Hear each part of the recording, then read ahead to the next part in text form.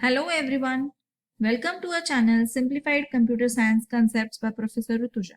Today we will be learning advantages of database management system over file system. So let us understand what was the method to maintain the data prior to the file processing system. So the data was maintained manually. That means paper based. So if you might have observed, we used to maintain the data in the hard copies. So if you remember the concept or the name such as case paper, when we visit a hospital, earlier the patient has to file a case paper and then he can consult the doctor.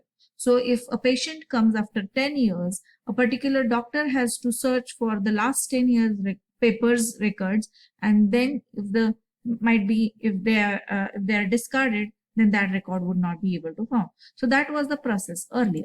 So the limitations were searching is difficult because going to the last 10 years record and searching for that record it becomes a difficult task.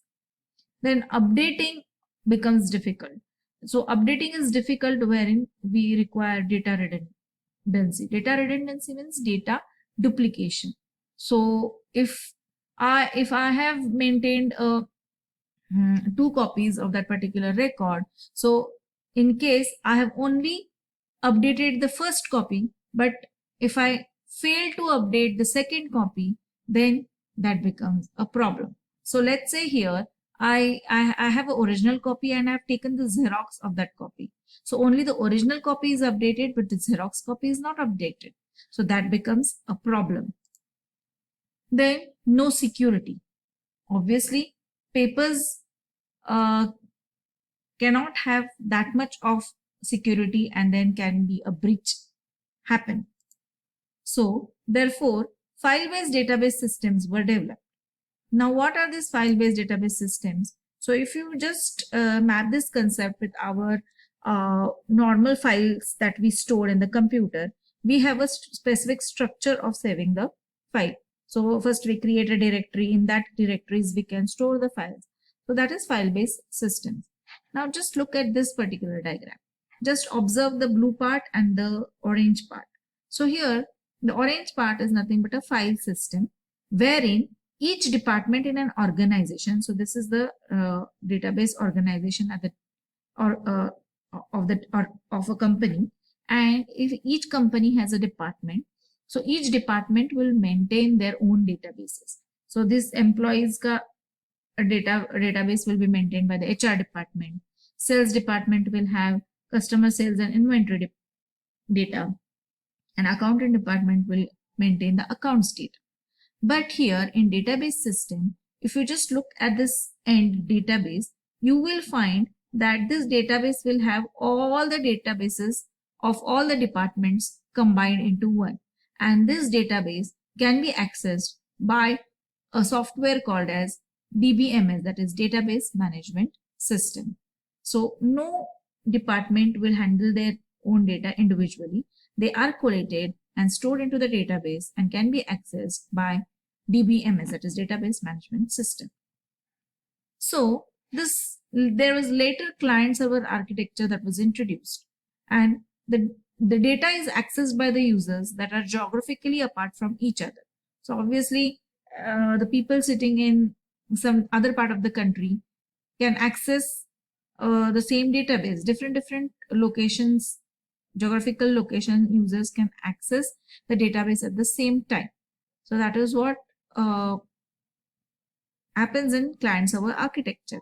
So in this case, file system becomes obsolete because file systems were generated or were formed for the single computer. But then when the database is distributed, then this file systems becomes obsolete. So for that purpose, database management systems comes into picture. Now, file system and database system approach, let us see what is it. So we have two departments, let's say exam department and a finance department. Now exam department accesses the CGPA of the student, and the finance department will access the fees status of the student. So this is a file-based approach. Now let us look at the database approach. So again, we have exam department and a finance department. Both the departments will save their data into a single database. So this exam data is there stored into a single database, as well as the fee data is also stored in a database. And this can be accessed, and a customized report can be generated by each of the department. So by accessing this database, a CGPA report can be generated by the exam department. By accessing this database, finance department can generate the fee report of the students. So this is the database approach. Now let us understand the data redundancy and inconsistency. So different language and different structure, same information duplicated at several places. So let us say that I have written one program in C language, other in C++, and the other one in Java language. So here, for example, let's say same record, I am placing it at 2 places.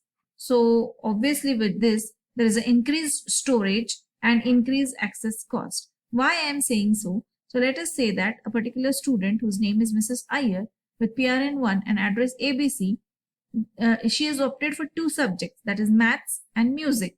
So her record will be available with the maths teacher as well and music teacher as well. So twice her record has been maintained. So obviously storage has been increased, right? So when the storage is increased, the time required to access that particular record also increases. Again, what is inconsistency? Now what happens is that Mrs. Iyer record is placed in 2 different locations, that is with the maths teacher as with the music teacher. Now Mrs. Iyer just updates her address with maths teacher but forgets to update her address with the music teacher. That becomes inconsistency. Let us see this with the example. So Mrs. Iyer has updated the address to PQR in the maths records, but she fails to update the record in the music teacher's records. So here, if you are able to see, the address of Mrs. Iyer is different at 2 different locations, and this is nothing but data inconsistency. Then let us go to the difficulty in accessing data. So let's say there is one person who wants to access, or he's a clerk who wants to access the student's record as per the zip code. So no such program is written to get the fetch the student's data as per the zip code. So for this, we need to either write a code specifically for this particular condition, or we need to extract the information manually by looking into the records. So that was again a difficulty. Then comes data isolation. So here, let us say the data is organized in different formats of the file. So let's say the data is arranged in .doc, .txt, and .pdf. So retrieving of the data is difficult over here. Then comes the integrity problem. Now what is integrity? So data values stored in the database should satisfy the consistency constraints. Now let's say, for example, we have written a condition that the account balance should never go below 0. So the one who is developing the database should enforce such constraints, saying that, or it should add some code while designing the database, or put some constraint saying that the account balance should never go below 0. Then comes the atomicity problem. So atomicity means either the work or the task is completely done or not at all. So for example, let's say a system fails. So when the system fails, for the recovery, it needs to go to the consistent state. So what is consistent state over here is the state wherein the system can roll back and continue its normal operation before failure. So this is consistent state. So how we can illustrate this is that there are 2 accounts A and B. A has transferred rupees 500 to B, but while this has been done, B fails. Now what happens? 500 has been debited from A's account, but it has not been credited at B's account because before transferring, B failed. So both operations, credit and debit, should either occur or nothing should occur. So it should not be like that A has been debited and it has not been credited and it is kept hanging. It should not be like that. So the debit activity or the debit transaction should also be discarded. So atomicity means either both the things will happen or nothing will happen. And if it is in between, then it will be getting cancelled. So this is atomicity. Then concurrent access anomalies. What happens over here is multiple users are accessing the database simultaneously.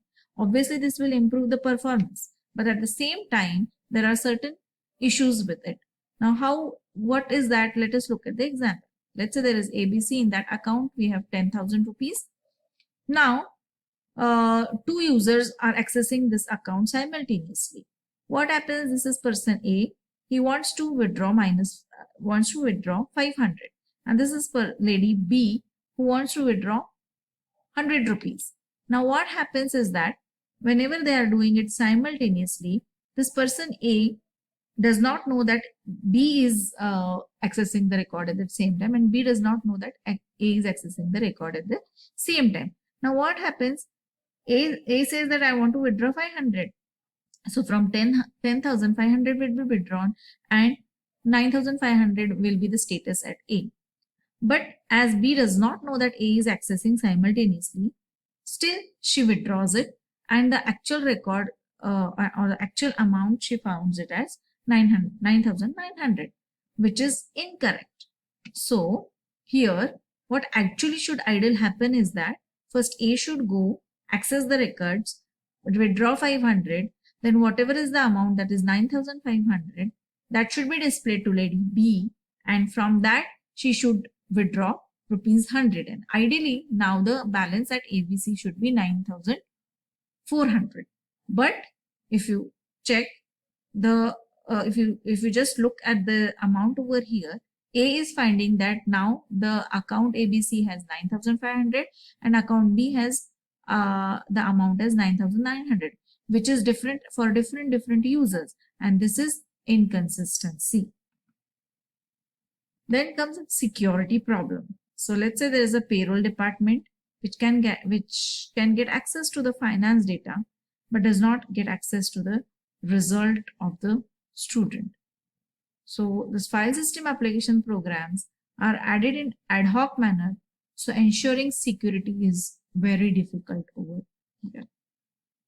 So this was all about the advantages of database management system over the file processing systems, and I hope you have understood the video. Thank you for watching the video. Please do like, share and subscribe to the channel. Have a wonderful day ahead.